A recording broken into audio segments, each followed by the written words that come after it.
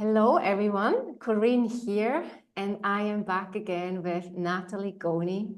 And today we will talk about nonlinear movement again and how nonlinear movement can support us in this practice of becoming more intimate with ourselves, with our own inner world, physical, emotional, thoughts, as well as we talked about that last time, our desires.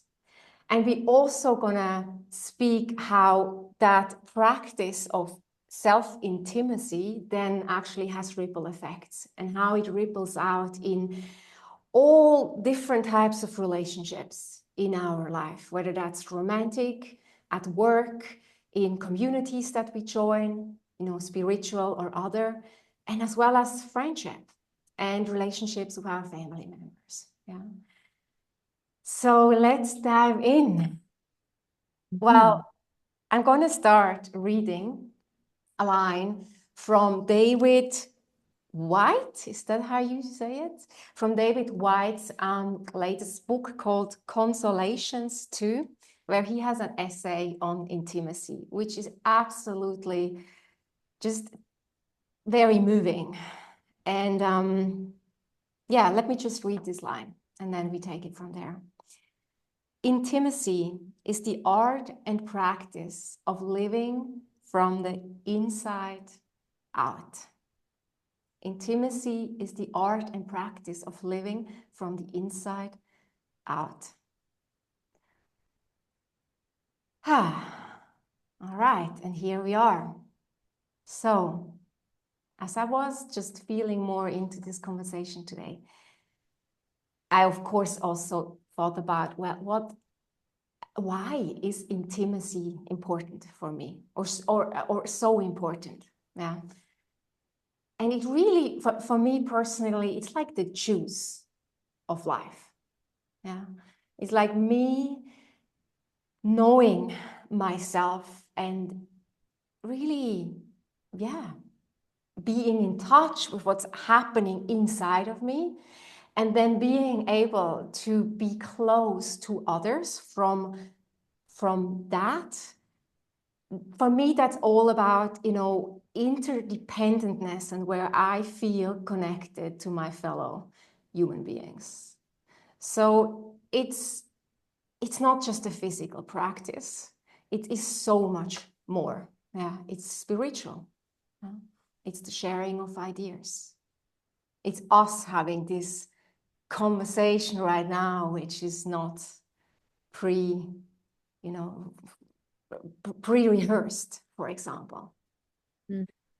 Yeah, so Nat, what does intimacy mean to you?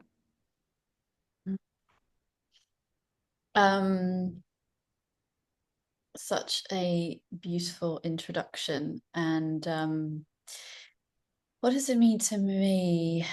It's really interesting because as I get older, I realize and I come to understand that intimacy, like you, is almost like an essential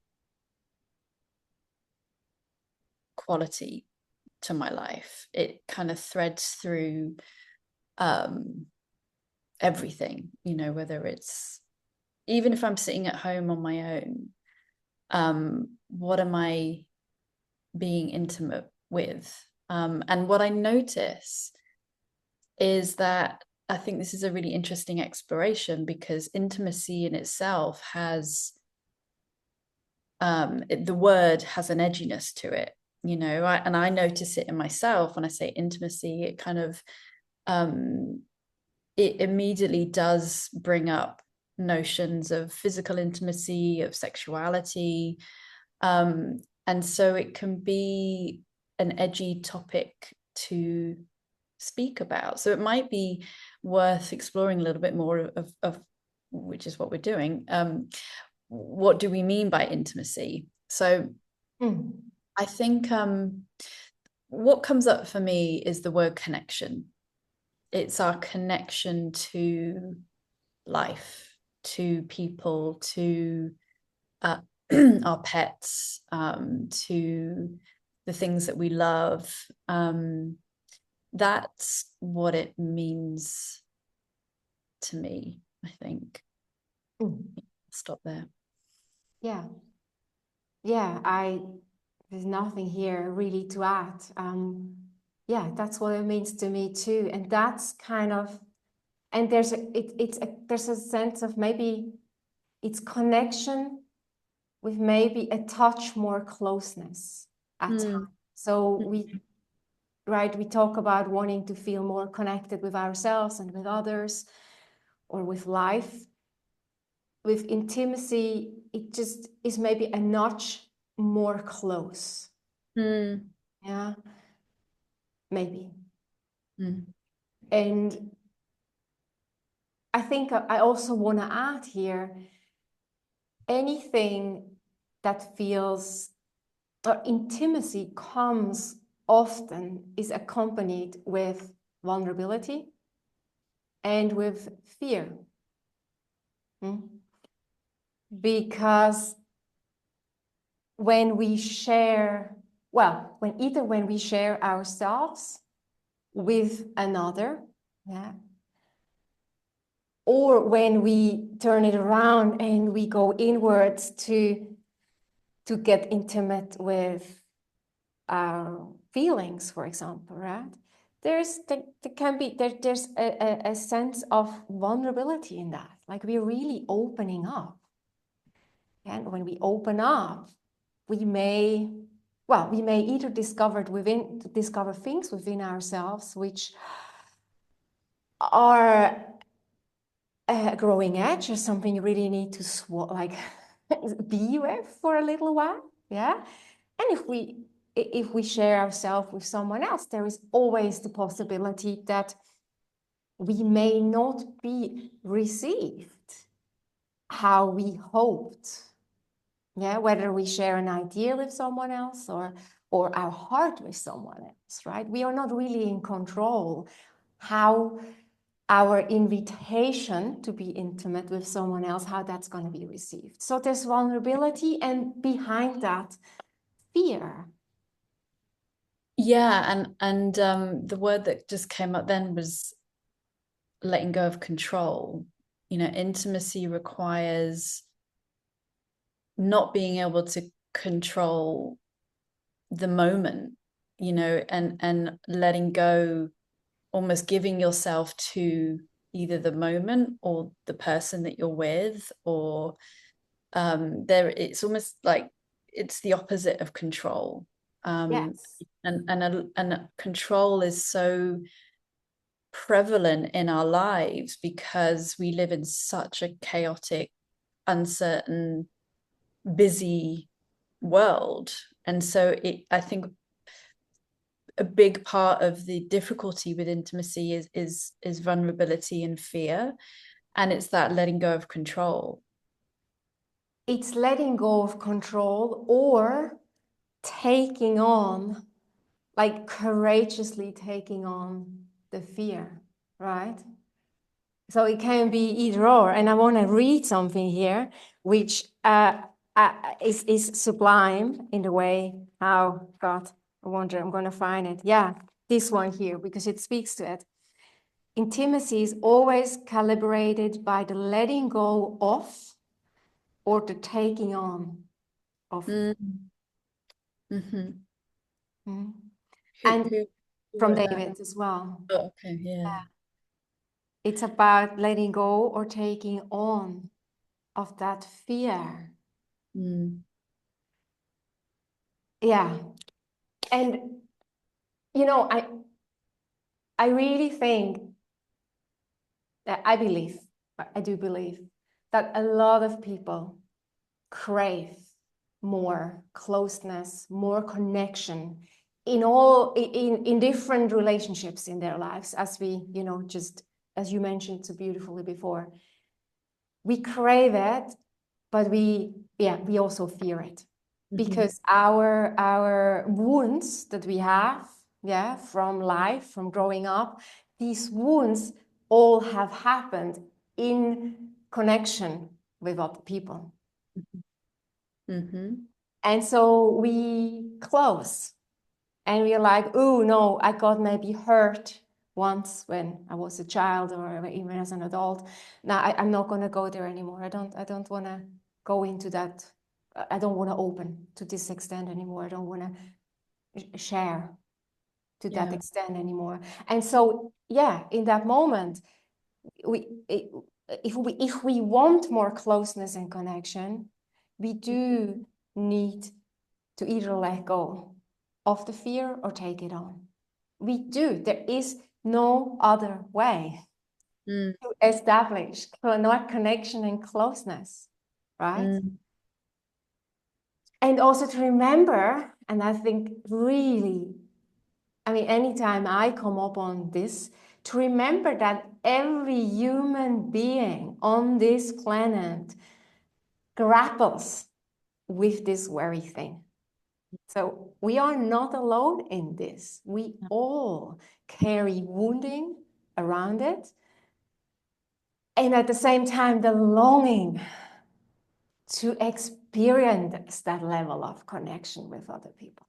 So I want to share a couple of things that kind of bring this into the kind of everyday and even the workplace. So there's some interesting research that's just been published by the HR consultancy Gartner, and they published 9 future at work trends for 2025. These are like the kind of what companies need to be thinking about for 2025. And amongst mostly AI related challenges, one was loneliness at work being a business risk and not just a wellness challenge or well-being challenge. So this notion of loneliness and disconnection is very prevalent at work. And what was interesting is they noted through their research that it wasn't just proximity that was making people feel lonely. It was true of whether you worked remotely or whether you were in person in the office with your colleagues. And I just thought this was really interesting because, I mean, what they're saying is when loneliness can be kind of described as not feeling a sense of belonging, not feeling a sense of camaraderie, of being able to kind of collaborate with colleagues. And all of that impacts engagement and performance. So this kind of like very non-tangible thing that we're talking about is a very real challenge, even in business, which I think is really interesting. And you can swap out loneliness for connection, right? I think it's the same thing. And I think that well, so an example of referencing what you were just speaking to. So I ran a team session last week with a team of finance professionals. There were 17 people in the room.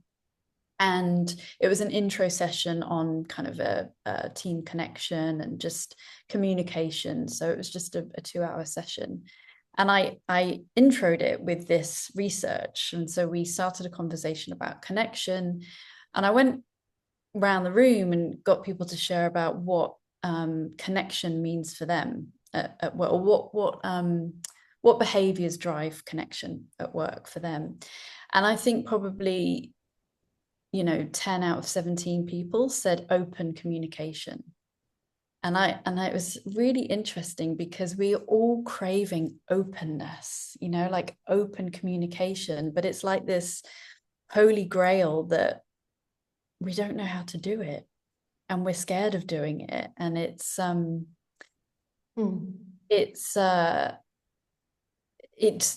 we're using different words in the workplace, but it's the same thing. It's the fear, it's the letting go of the control, it's the vulnerability, it's the saying what you're thinking and feeling without fear of retribution or being criticized or creating conflict. And one last thing I'll say is someone said, I asked also what creates disconnection and makes collaboration hard.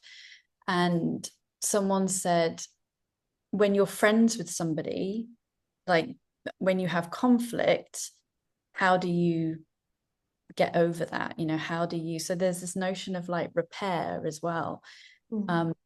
So anyway, yeah, I'll go off on a tangent, but no, it's really I'm good. interested I what think that it's very brings beautiful. up for you. Yeah. Well, I think bringing in the workspace is beautiful example that intimacy is not just about sexuality, sensuality, and the erotic, because it just isn't, which most people often think it is. So I think that's one good thing. And I think what you just shared, that exactly relates to people in being in a relationship. Let's take the example of being in a relationship with a romantic partner, something that came up with a client of mine recently. You're in a relationship, but you don't feel close. You feel lonely within the relationship because there is no intimacy, but we are not even talking about there is no physical sexual intimacy. No, there is a lack of closeness in the sharing of your innermost thoughts, needs, wants, ideas about things. Yeah. And that too, it goes back to we want it, but we are not sure how to bridge the gap because of a fear to be rejected, to not being received, to not being heard. Yeah? And so I think that is now a nice entry towards how can we practice the bravery of letting go of that fear or just taking on that fear. How can we practice that? And we can practice this by becoming more intimate with ourselves first.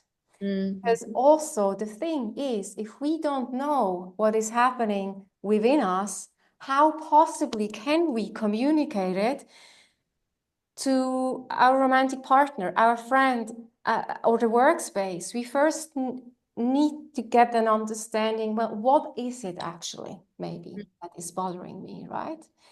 And I'm not saying that we need to have it all figured out before we can speak it out loud to another person, but to be in touch with it.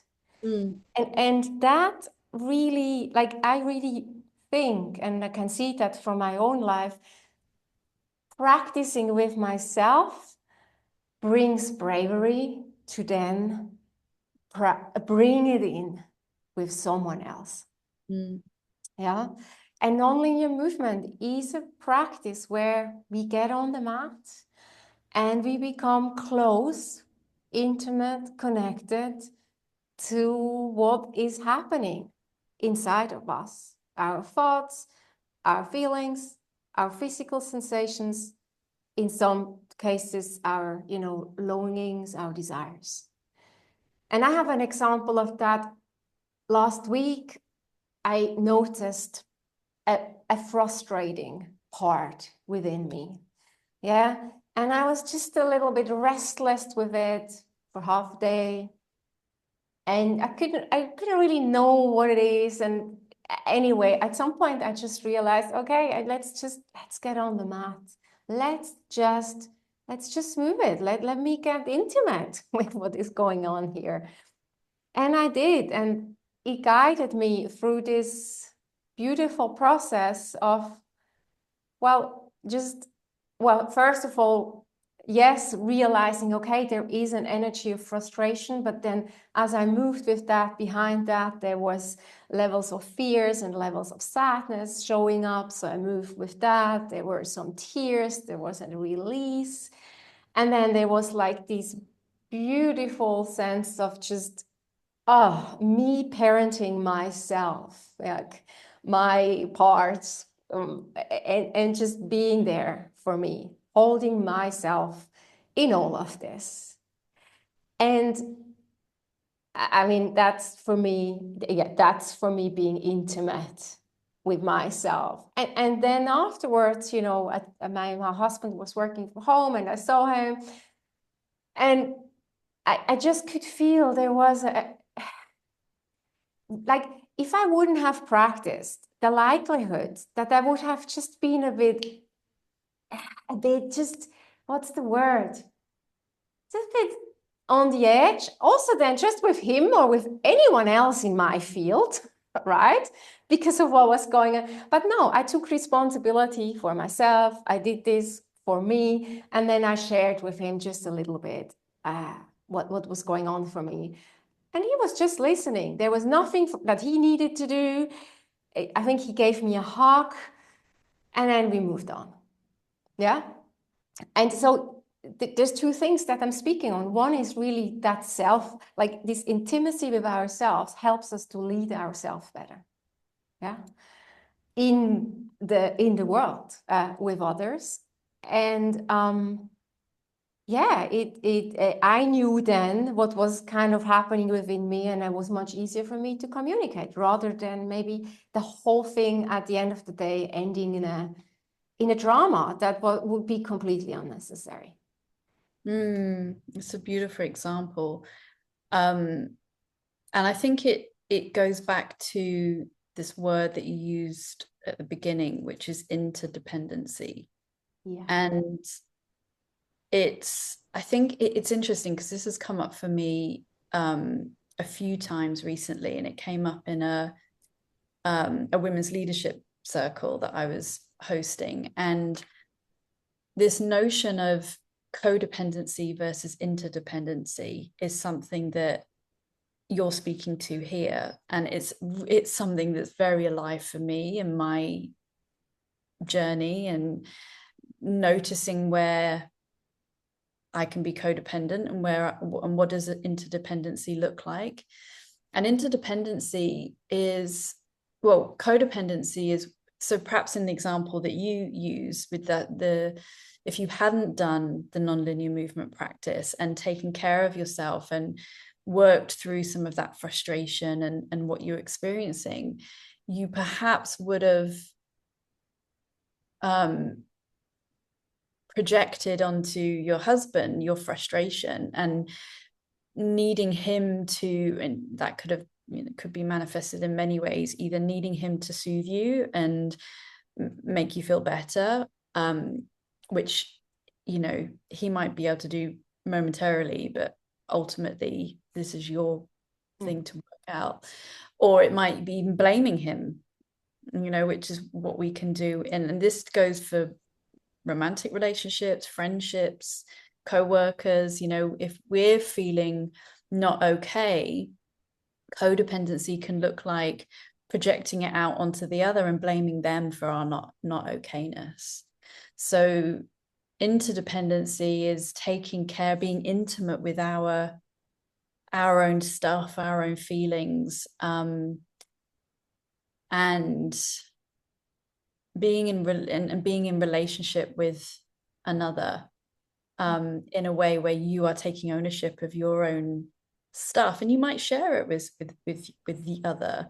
I've been feeling this way, and that has made me behave in this way, rather than, projecting it out onto another for them to kind of make better or deal with. So I think this self-intimacy first, and the practices we can do to create intimacy with ourselves, enables us to have more interdependent relationships. Yeah, so it is that play between independency and interdependence. And we are both, we are independent and interdependent beings. Yes. Right? Yeah. Not about being islands. This is about knowing what's going on and feeling and owning, but also kind of using that to create connection with another, rather than make me feel better or fix me, or or vomit it onto someone else, right? Yeah. Yeah. And Yes, and really non-linear movement is one. There's different ones, yeah, different ways to practice that Yeah. intimacy. There's, I I like to help women practice it in the herself temple, because there you can practice it in a safe community with other women first and with yourself, both, right? Um, yeah, in the non-linear movement, in well, a coaching session where you talk about Mm. what it's really about someone's longing and desires is intimate. You got to be willing to go there as a coachee. You got to Well, be willing to go. yes. And also as a practitioner, I have to have practices that enable intimacy with myself so I can be Yeah. comfortable and able to be in intimate conversation with another. And when I say intimate conversation, it's intimate to speak about Mm. someone's inner life or difficulties or hopes and desires or even growth edges. That's, I mean, often I had a client this morning who was finding it difficult sharing the things that where she felt like she was falling down and not being where she wanted to be. Mm. So I have to have those practices to be able to hold that kind of intimacy for others. I Yeah, don't know if hold yeah. is the right word, but No, I think you're speaking to something that anyone who works with people on that level of where things really are of an very intimate nature. Yeah, we need to do the work for ourselves so that we can actually then be with someone when they are sharing about it. Because I think the other person energetically can feel when we can't be with them any longer for whatever reason. So for coaches, practitioners, for teachers of that realm, we certainly do need it. Yeah. I'm thinking, and I know we've been speaking a while now, but I think perhaps part of where we're at is that a lot of the spaces that are intimate have not been met with intimacy.